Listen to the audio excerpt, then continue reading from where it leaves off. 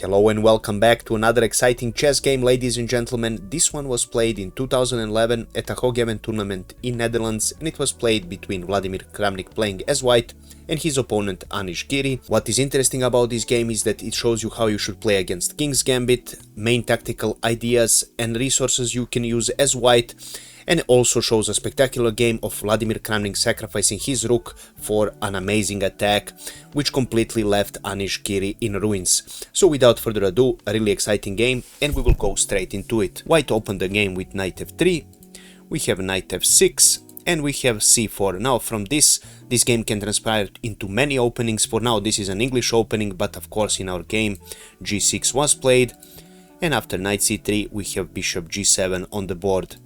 We have e4 for white, d6 for black, and d4 white captures the center with these three central pawns.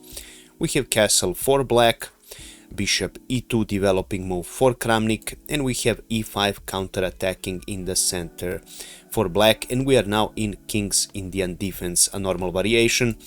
Castle for white, and we have knight c6 now played for black.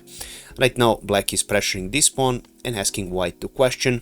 Kramnik decides to push with d5 and attacks this knight.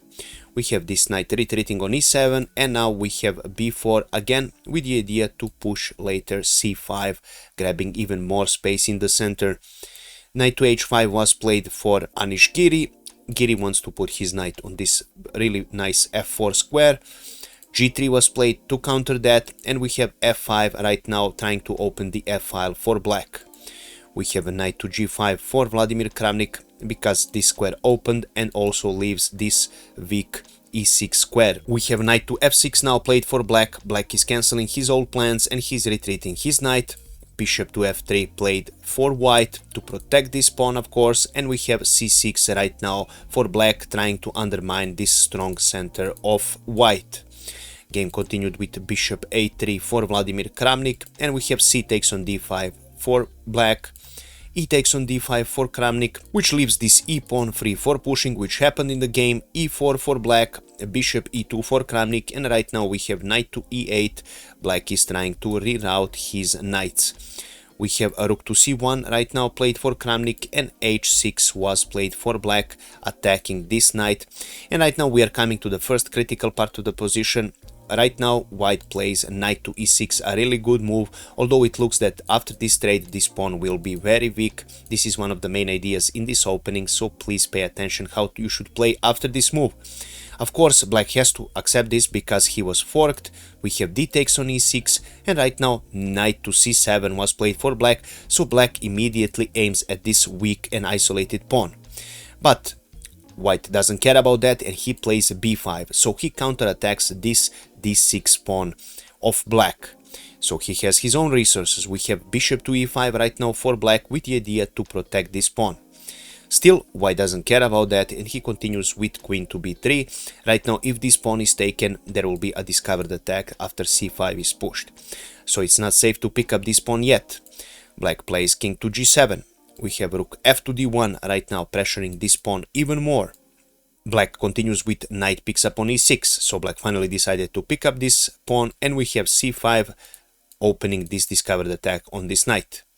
And that is the reason why black played knight to d4, thinking that this is a really good move, because right now you simply took a pawn, you blocked this file, you blocked d file, and you are attacking this queen.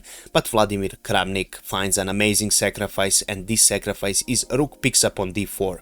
He's sacrificing his rook, and after bishop takes on d4 we have c takes on d6. Right now this knight is under attack and black has to put it somewhere. In the game knight g8 was played. Immediately Kramnik continues with knight to d5, centralizing this knight and putting it on a really strong square. We have king to h8 right now played for black. Black simply wants to avoid rook c7 with a check, but rook c7 comes nevertheless.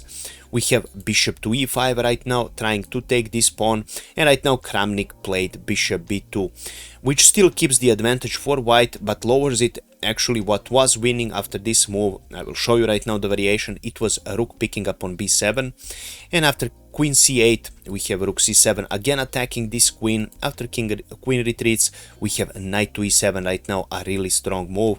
And right now you are giving black few options. For example, if he decides to pick up this knight, then we have d picking up on e7, and this is a fork here. So in case, a recommended move is queen picking up on c7, and after e picks up on f8 with a check, rook picks up on f8, bishop picks up on f8, and white has one piece of advantage and the game is over. Also wanted to show you that after knight e7, maybe you can avoid trading for this knight. For example, rook f6 is one of the moves, but then knight to c6 attacks this black queen, and after queen goes on e8, we have a d7 right now attacking this queen. This pawn is ready to promote, and right now recommended move by the computer is to actually play bishop picking up on c7. So you are picking up this rook, and after d picks up on e8 with a promotion, rook picks up on e8, and we have a bishop b2.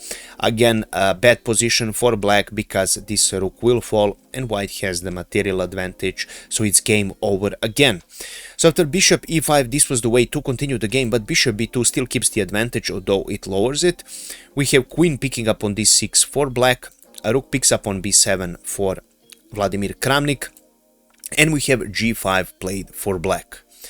White now continues with b6, trying to open this square and trying to attack and invade with this knight here. Of course, for now, a5 was played. Black, of course, avoids this trade. We have bishop h5 now played for white. White is creating sort of a cage around black king, which is now really in danger. We have rook a to b8 offering a trade.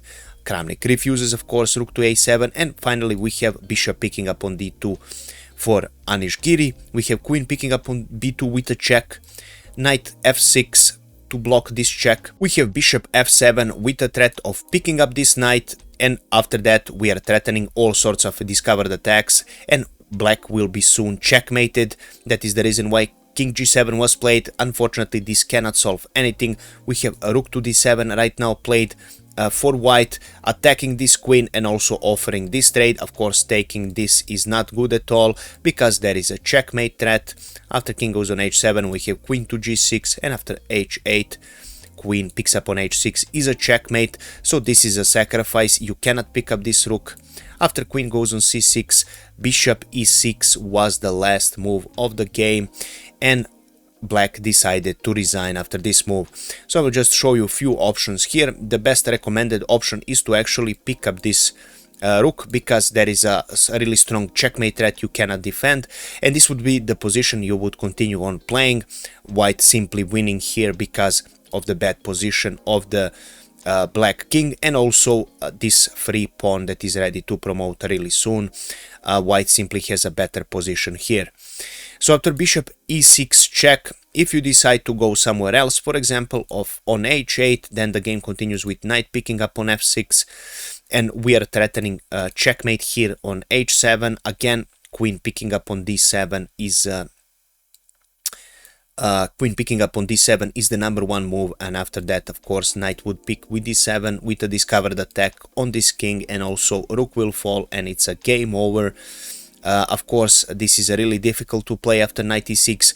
What else is there? Maybe king g6, but after that we have this fork with knight to e7 and your queen will fall, and again it's game over for Anish Giri. And this is how this game ended, and this is all I have prepared for you today. If you enjoyed this game, please make sure to leave a comment, like and share this video with other people who enjoy chess, because word of mouth referrals like this really help my channel grow, and I couldn't do it without your help, guys. Thank you so much in advance. If you wish, you can also donate to my channel. This is another way to support me.